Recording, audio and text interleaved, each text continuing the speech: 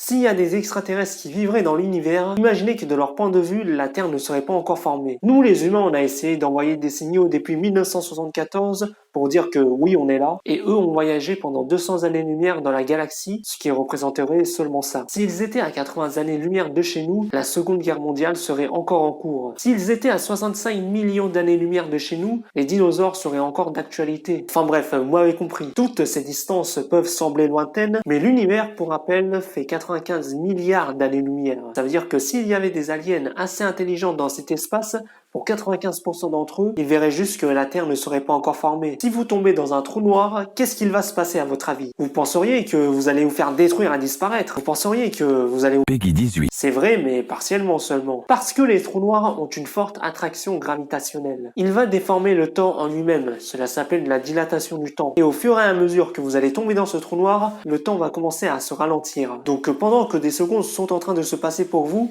des années, voire des siècles même, peuvent se passer sur Terre. Et qu'est-ce que vous voyez au juste? Eh bien, à cause de la façon dont les trous noirs affectent la lumière, eh bien, tout ce que vous allez voir, c'est juste des copies de vous-même à l'infini. Et quand vous aurez atteint l'horizon des événements, eh bien, c'est le point de non-retour. Et sachez par ailleurs qu'avec un grand trou noir, eh bien, vous avez plus de chances de survie. Par exemple, vous pouvez vivre pendant presque une année entière. Mais comme le temps va passer très vite, vous allez voir l'univers évoluer plus vite que vos yeux. Puis ensuite, vous allez rejoindre le centre A, et là, on n'est plus trop sûr de ce qui se passe. Selon la théorie la plus probable, vous allez rejoindre la singularité, une zone où tout atome sera détruit. Et puis voilà, ça s'arrête là. 2020 n'a pas été la pire année de l'histoire. Non, non, non. Le Covid, Black Lives Matter, Trump, non, ça c'est rien ça. Voici les pires années de l'histoire de l'humanité. En 1968, on a le Summer of Hate. La guerre du Vietnam a éclaté, Robert Kennedy et Martin Luther King se sont fait assassiner. Enfin bref, c'est le Summer of Hate. Et des manifestations violentes se sont passées partout dans le monde. On a aussi la guerre mondiale avec, comme vous le savez, des millions de morts. En 1929, il y a eu la bourse de Wall Street